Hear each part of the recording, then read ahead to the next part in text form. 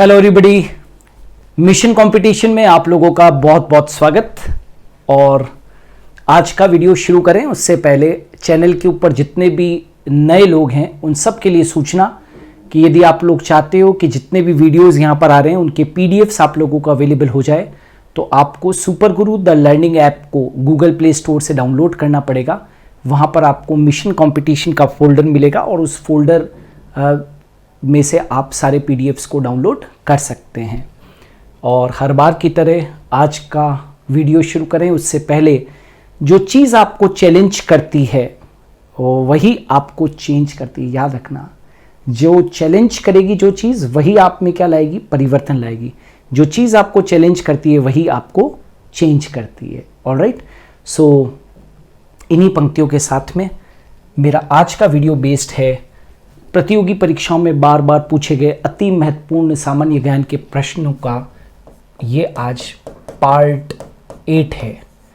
अभी तक हम लोगों ने लगभग इसी तरीके के बहुत सारे क्वेश्चंस, लगभग 7 भाग ऑलरेडी हम लोगों ने डिस्कस कर लिए हैं। और आप इनके नोट्स भी ज़रूर मेंटेन कीजिए, क्वेश्चन बैंक को मेंटेन कीजिए। आपको निश्चित तौर के ऊपर आपके एग्ज़ाम्स के अंदर लाभ होगा। जैसे नोबेल पुरस्कार तो आप सभी जानते ही हैं, है ना। नोबेल पुरस्कार बहुत फेमस पुरस्कार है, लेकिन कई बार प्रश्न पूछ लेते हैं कि नोबेल पुरस्कार कौन सा देश देता है। नोबेल पुरस्कार कौन सा देश देता है? तो स्वीडन जो है वो क्या देता है, नोबेल पुरस्कार देता है। राइट, स्वीडन नोबेल पुरस्कार देने वाला देश कौन सा है? स्वीडन। भारत में प्रथम न्यूक्लियर विस्फोट कहाँ पर किया गया था? इस विस्फोट के बाद में भारत भी उन परमाणु शक्तियों के साथ में क्या हो गया, शामिल हो गया। जो विश्व की शक्तियां हैं उनके साथ में भारत का भी नाम जुड़ गया, क्योंकि भारत ने इस विस्फोट के बाद में, इस न्यूक्लियर विस्फोट के बाद में भारत भी परमाणु संपन्न देश कहा जाने लगा। तो भारत में प्रथम न्यूक्लियर विस्फोट कहाँ पर किया गया था? तो पोखरण राजस्थान के अंदर किया गया था। जवाहर रोजगार योजना कब शुरू की गई? जवाहर रोजगार योजना 7वीं पंचवर्षीय योजना में शामिल की गई थी। क्या कहा मैंने? जवाहर रोजगार योजना कब शुरू की गई थी? तो ये 7वीं पंचवर्षीय योजना थी, उसमें शामिल की गई थी। मंगल पांडे ने कहाँ विद्रोह किया था?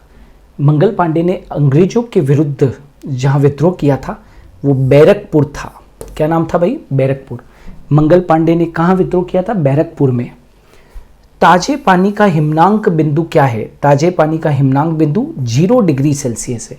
0 डिग्री सेल्सियस। संकेत भाषा डेक्टाइलोग्राम का संबंध किससे है? तो डेक्टाइलोग्राम या संकेत भाषा का सीधा सीधा संबंध अंगुली छाप या डीएनए फिंगरप्रिंट से होता है। डीएनए फिंगरप्रिंट से होता है, बहुत इंपॉर्टेंट है। कौन से पादप मरुस्थल की जलदाब स्थितियों में विकसित होते हैं? मतलब कि आप सब जानते हो मरुस्थल के अंदर पानी की कमी होती है, तो वे कौन से पादप हैं जो जलदाब की स्थिति में मरुस्थल में विकसित होते हैं? तो ज़ीरोफाइट, इनको हिंदी में अपने मरुद्भिद पादप कहते हैं। क्या कहते हैं भाई ने? मरुद्भिद पादप। राइट। नेक्स्ट, मनुष्य की लाल रुधिर कणिका। लाल रुधिर कणिका का मतलब होता है आरबीसी। मनुष्य की लाल रुधिर कणिका जो होती है, रेड ब्लड कार्पोसल होती है, उनका जीवन काल कितना होता है? तो उनका जीवन काल 120 दिन होता है।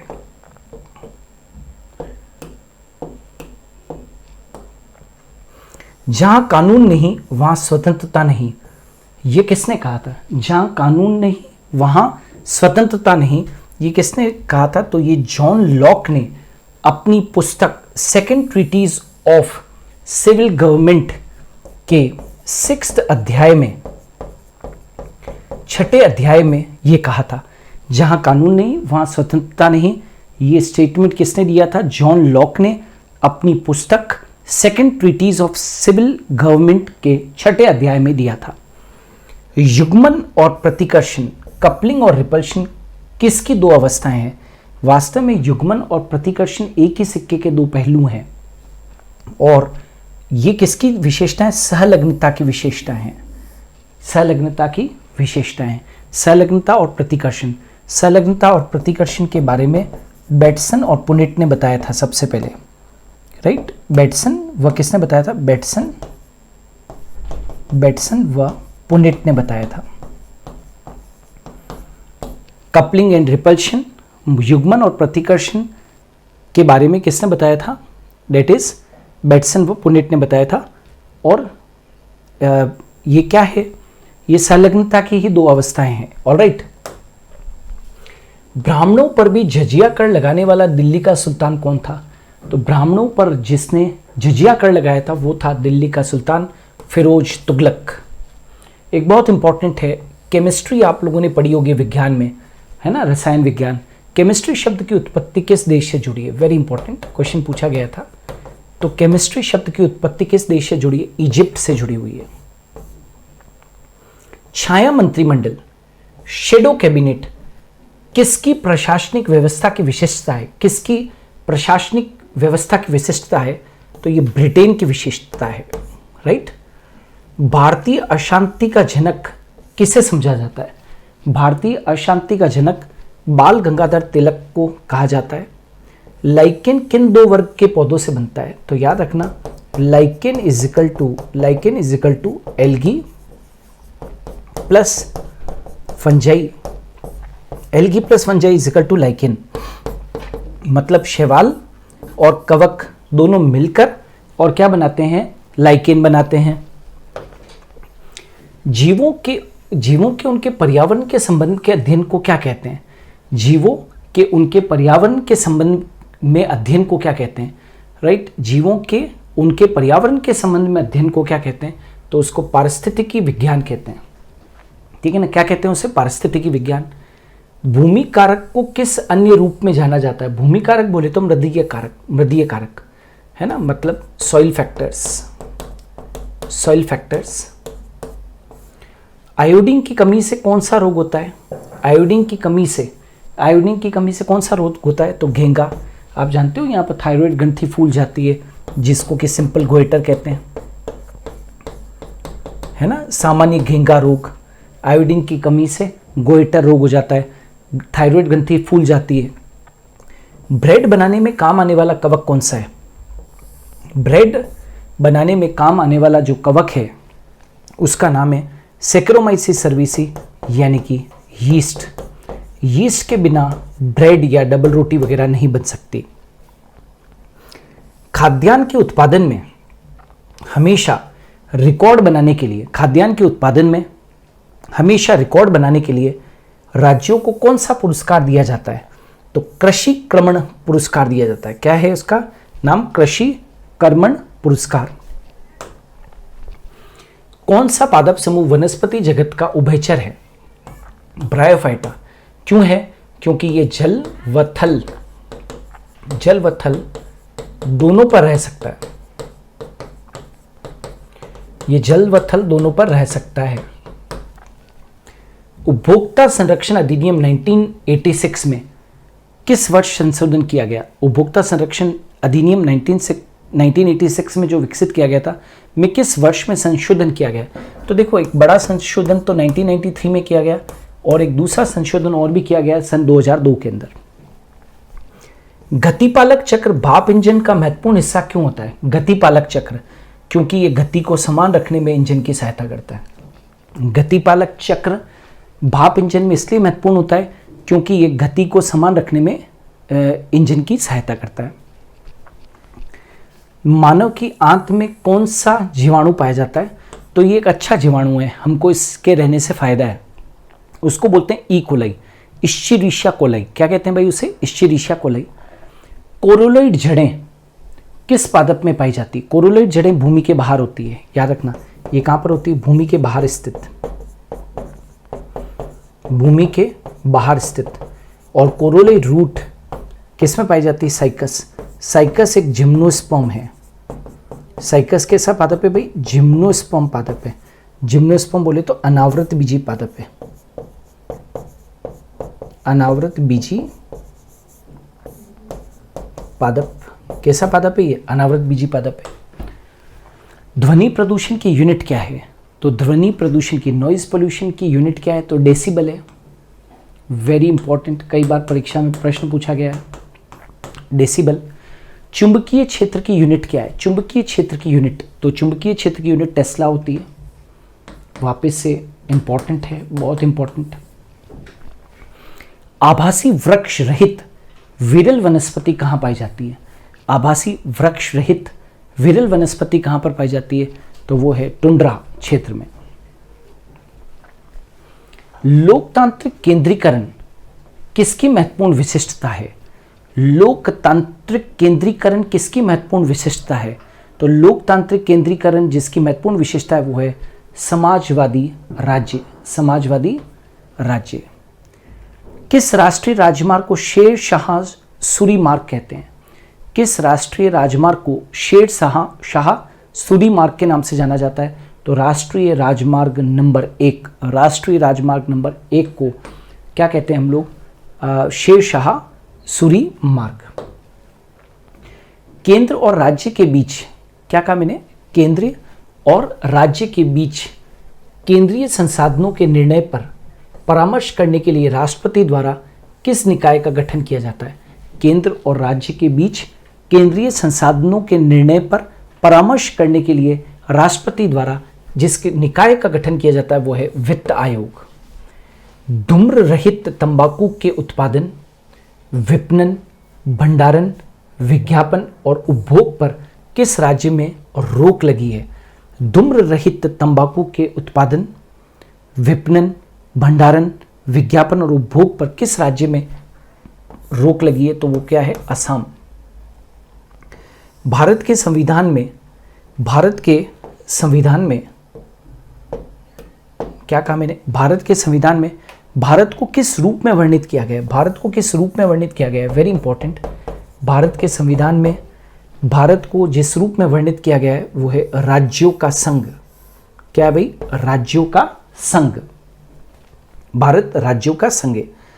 कंप्यूटर में द्वितीयक संग्रहण सिस्टम के रूप में किसका प्रयोग किया जाता है? तो बहुत सारी चीज़ों का उपयोग किया जाता है, उसमें से एक फ्लॉपी डिस्क भी है ना? फ्लॉपी डिस्क भी होती है। कंप्यूटर में द्वितीयक संग्रहण सिस्टम के रूप में किसका उपयोग किया जाता है? तो फ्लॉपी डिस्क के रूप का उपयोग किया जाता है। Very very important, very important. Doctor CV Raman को किस क्षेत्र में कार्य करने के लिए नोबेल पुरस्कार से नवाजा गया था? तो वो था प्रकाश प्रकीर्णन। डॉक्टर सीवी रमन भारत के महान वैज्ञानिक, राइट। डॉक्टर सीवी रमन को किस क्षेत्र में कार्य करने के लिए नोबेल पुरस्कार से सम्मानित किया गया था? तो प्रकाश प्रकीर्णन के क्षेत्र में काम करने के लिए उन्हें नोबेल पुरस्कार से सम्मानित किया गया था। दिल्ली में कुल कितनी विधानसभा सीटें हैं? तो दिल्ली में कुल 70 विधानसभा सीटें हैं, 70। संक्रमण आयन किसमें प्रकाश को अवशोषित कर लेते हैं? संक्रमण आयन किसमें प्रकाश को अवशोषित कर लेते हैं? तो ये दृश्य क्षेत्र में प्रकाश को क्या कर लेते हैं? अवशोषित कर लेते हैं। लाभ का नव प्रवर्तन सिद्धांत किसने प्रतिपादित किया? Very important.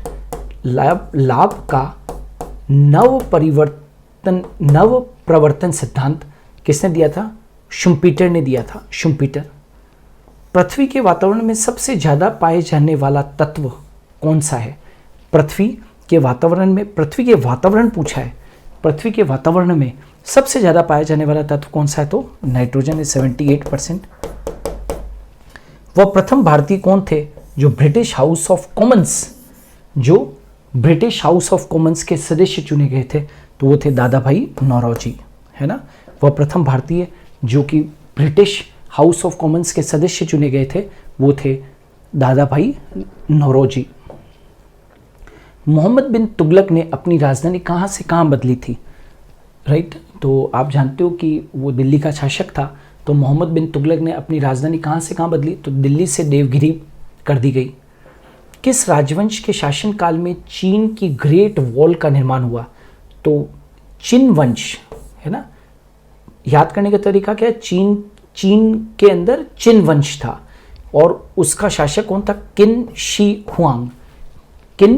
हुआंग चिन वंश का ये शासक था। उसके राजवंश के दौरान चीन की ग्रेट वॉल का क्या हुआ? निर्माण हुआ। पथरीले रेगिस्तानों में एक दिशा में लगातार चलने वाली हवाएं क्या बनाती है? पथरीले रेगिस्तानों में एक दिशा में चलने वाली हवाएं बनाती है यारदांग बनाती है। क्या बनाती है? यारदांग। स्फिग्मोमेनोमीटर क्या है? वेरी इंपॉर्टेंट प्रश्न पूछा गया है। स्फिग्मोमेनोमीटर रक्तचाप को मापने वाला यंत्र है, ब्लड प्रेशर को मापने वाला यंत्र स्फिग्मोमेनोमीटर। सिग्मोइड कोलोन किसका भाग है? तो बड़ी आंत का भाग है सिग्मोइड कोलोन। वैसे भी कोलोन जो होता है, देखिए बड़ी आंत के 3 भाग होते हैं, आर यू गेटिंग और नॉट? सीकम, कोलोन और रेक्टम, राइट? तो कोलोन के भी 4 भाग होते हैं, transverse colon, ascending colon, descending colon और सिग्मोइड कोलोन। तो सिग्मोइड कोलोन किसका भाग है? तो बड़ी आंत का भाग है। सीमेंट का रासायनिक संयोजन क्या है? Very important. सीमेंट का रासायनिक संयोजन क्या है? सीमेंट किसका बना हुआ है? तो चूना पत्थर, मिट्टी और जिप्सम। चूना पत्थर, मिट्टी और जिप्सम से मिलकर क्या बनता है? सीमेंट बनता है। चूना पत्थर, मिट्टी और जिप्सम। भारत किस देश में चाबहार बंदरगाह बना रहा है? तो भारत जिस देश में चाबहार बंदरगाह बना रहा है वो है ईरान। रियो ओलंपिक्स में दीपा कर्माकर ने भारत की ओर से किस खेल में पहली बार भाग लिया था? तो दीपा कर्माकर ने पहली बार जिस खेल में पार्टिसिपेट किया था, राइट, रियो ओलंपिक में, वो था जिम्नास्टिक, राइट? मतलब जिम्नास्ट में भारत का जो प्रतिनिधित्व है वो सबसे पहले दीपा कर्माकर ने ही किया था। इंडोनेशिया के उस विनाशकारी ज्वालामुखी का क्या नाम है जिसमें मई 2016 में फिर से विस्फोट हुआ? उस इंडोनेशिया के विनाशकारी ज्वालामुखी का नाम है माउंट सिंगाबुंग। विश्व की सबसे लंबी और सबसे गहरी रेल सुरंग गोथार्ड बेस सुरंग किस देश में स्थित है? वापस से बोल रहा हूं, विश्व की सबसे लंबी और सबसे गहरी रेल सुरंग जिसे गोथार्ड बेस सुरंग कहते हैं, वो किस देश में स्थित है? तो वो है स्विट्जरलैंड। छोटा सा देश है, बहुत छोटा सा देश, राइट, स्विट्जरलैंड। वहाँ पर सबसे लंबी और सबसे गहरी रेल सुरंग गोथार्ड बेस सुरंग है स्विट्जरलैंड। Is it clear? तो दोस्तों ये था भाग 8 जो कि सामान्य ज्ञान के प्रश्न थे। बहुत महत्वपूर्ण प्रश्न है ये। इसी तरीके के प्रश्न जो है वो एग्ज़ाम के अंदर पूछे जाते हैं। बूंद बूंद करके घड़ा बढ़ता है। हम हर एक क्वेश्चन बैंक के अंदर आपके लिए 50 क्वेश्चन जो महत्वपूर्ण है वो लेकर आ रहे हैं। इनमें इनके जैसे ही प्रश्न जो हैं वो एग्ज़ाम के अंदर पूछे जाते हैं। सो मिशन कंपटीशन में आज के लिए इतना ही। Thank you.